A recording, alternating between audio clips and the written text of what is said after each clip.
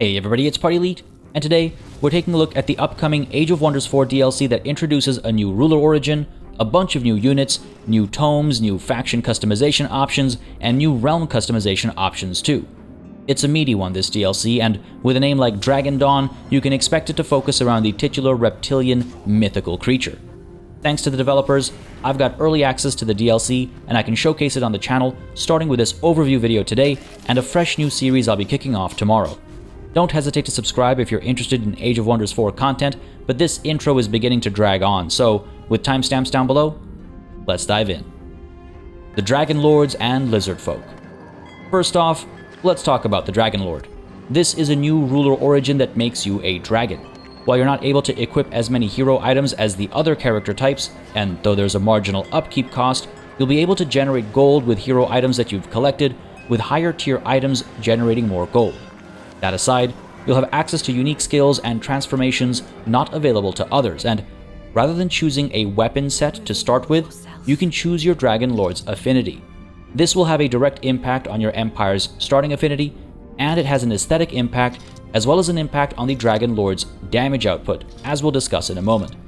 As you can see, there are quite a few options to make the dragon you desire, from skin color and decoration to the type of scales, all the way to their weight class, the lengths of all their limbs, wings, neck, and tail, and there are a unique set of poses to go with it all too.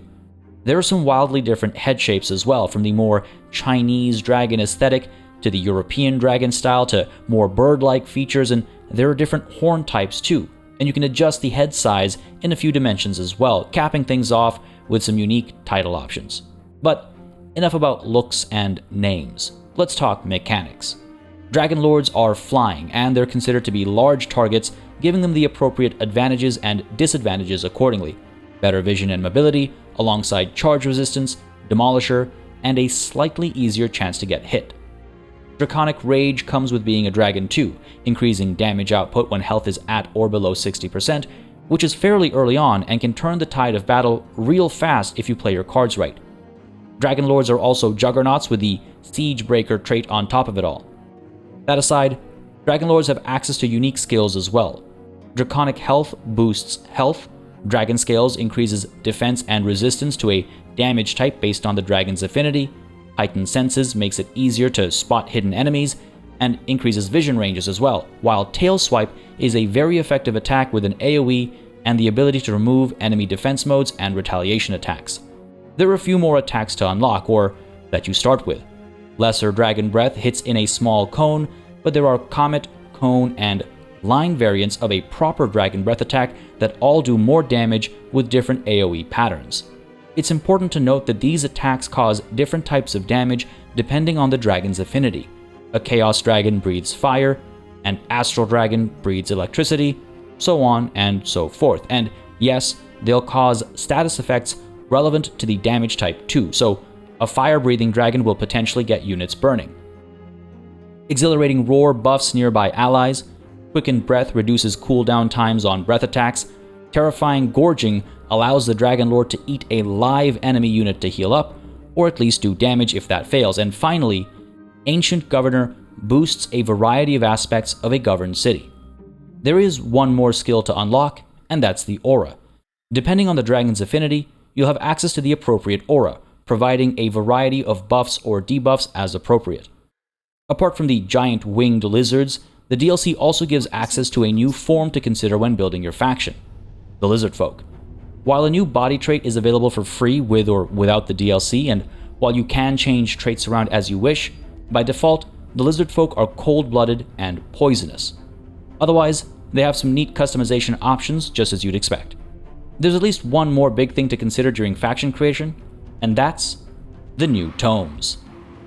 There are two new tomes coming with the DLC, one at Tier 1, available to choose during faction creation, and another at Tier 3, a bit further along. They're both mixed affinity, with nature and chaos, but otherwise work like tomes from the base game, providing interesting spells, units, and opportunities. The Tome of Evolution is the Tier 1 tome, and apart from providing the added affinity to your faction, it also unlocks access to the Shepherd skill for your lords and heroes, reducing the upkeep cost of and strengthening units within their army that evolve into a different unit when reaching champion rank. You'll see quite a bit of those with the new units coming with the DLC, but the base game has quite a few too. You can identify these units with the Evolve trait in their Unit Details panel. The tome as a whole taps into the ability for units to evolve in general, with youthful rejuvenation, healing, and strengthening all units, but working twice as well for units that have that Evolve trait. The Rapid Evolution enchantment, meanwhile, only impacts units that can evolve, granting them more experience from combat, and Resurgence if they're Tier 1 or 2 units, bringing them back to life if they die in battle. Draconic Vitality is a bit more universal, a minor race transformation that adds hit points per unit rank to all units of that race. Apart from these, the tome allows you to summon Slither Hatchlings and Wyvern Fledglings, units we'll discuss in more depth in just a moment. First though, the Tome of Dragons. Available as a Tier 3 pick, it unlocks the Seeds of Nature and Chaos both, while unlocking the Wyvern Airy Special Province Improvement and Firebomb skill for heroes. The spells here are less focused on evolving units too. Flamer Focus gives Battle Mage units access to the Firebomb magical attack. Purifying Flame is a healing spell that also removes negative status effects. Draconian Transformation is a major race transformation, turning the target race into dragons, giving them Draconic Rage that allows them to cause 30% more damage if their hit points are at or below 60%, and it also grants the race natural regeneration for better and faster healing, and it gives an immunity to burning. Then there's the Dragon Attack Siege project. This will add random fires to a siege battle while hitting all defending units with 26 fire damage and a 90% chance of burning at the start of combat. Finally, there's the option to summon young fire dragons and young frost dragons with access to obsidian and gold dragons determined by your alignment. The new units. All the new units in this DLC, perhaps unsurprisingly, fall under the dragon category. While the base game had some dragons and wyverns to start with, we get a ton of new ones here, some of which are tied together through evolution from one type to another. The Wyvern Fledgling does less damage than an adult wyvern, focused purely on physical damage, but also lacking any particular strengths or weaknesses when it comes to resistances. They come with Draconic Rage and they're low maintenance. Eventually, on reaching champion rank, they evolve into adult wyverns. Fire and frost wyverns existed in the base game already, with fire and frost damage output, suitable resistances, charge resistance, and demolisher added on top of the fledgling's stats. The gold wyvern is new, coming with spirit damage instead, taking on a resistance to spirit damage itself while opening up to a weakness against blight damage. The obsidian wyvern, meanwhile, uses lightning damage with lightning resistance and a weakness to spirit damage. All the wyverns fly, and they're classified as animals, dragons, and fighters. While the adults are considered large, the fledglings are not, having the evolve trait instead. The Slither Hatchling also comes with the evolve trait, eventually becoming a full-grown Slither when reaching champion rank, but before it gets there, this skirmisher is able to fight in melee and from range, causing physical and blight damage alike.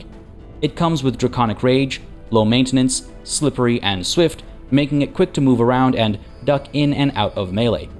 When it evolves into a full-fledged Slither, it maintains slippery and swift, gaining slip away to stay alive, while also adding the demolisher and charge resistance traits that come with being large.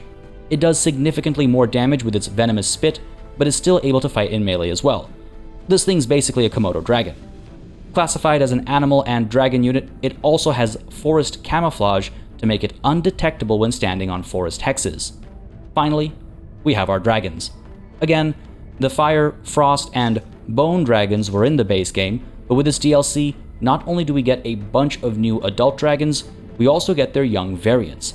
Young dragons have melee strikes and tail swipes to attack with no breath attacks, no particular resistances, weaknesses, or damage types either. They have Draconic Rage, Intimidating Aura, and True Sight, making them quite valuable in a few different ways, even when young.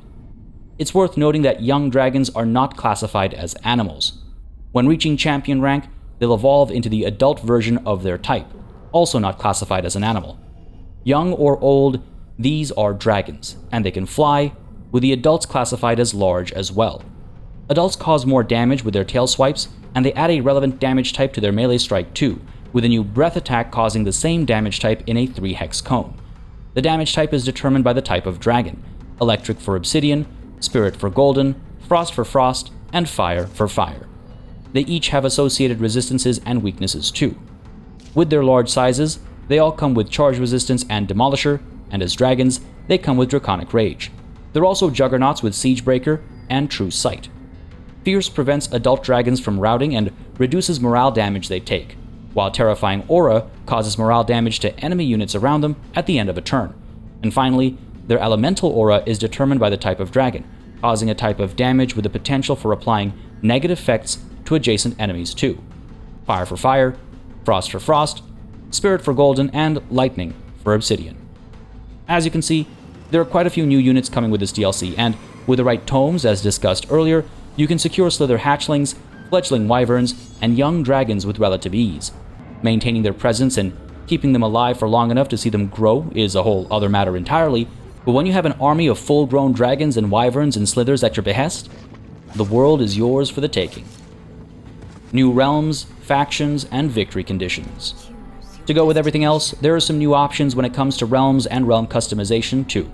The Ashen War pits two alliances of dragon lords against each other. With 3 factions on either side of this pre-existing war, all player factions are added to those existing 6, and victory can be had through the defeat of all dragon lords, or through forming an alliance with all 3 factions from one side of the war and destroying the 3 factions on the other side of it, or allying everybody. As you can see, one side of the war leans towards good alignment, while the other leans towards evil, but each faction is wildly different from each other. They're mostly Lizardfolk with some elves on one side and humans on the other, though they're all led by dragon lords as described earlier in the video, and they all have different affinities and tomes, which means you'll see very different approaches to combat across the factions. When it comes to choosing your own faction to take on the Ashen War, you have access to all the usual customization options, of course, as well as the pre-built factions that came with the base game, and a few new pre-built factions too. Now, these new factions are available without the Ashen War active as well, but I was looking for a segue. Of the 4 new factions, one uses the new Lizardfolk form and the new Tome of Evolution to start with, and another uses a human wizard king at the head of a Lizardfolk host instead. The Lizardfolk between the 2 factions are slightly different, and the Tome of Evocation is used for the latter faction instead. Then, there are the 2 factions led by dragon lords, one an astral dragon and the other a chaos dragon. Here we have the Tome of Evolution and the Tome of Rock as starting tomes respectively, with slightly different Lizardfolk under their control. You can see the breakdown of culture and society traits on screen now.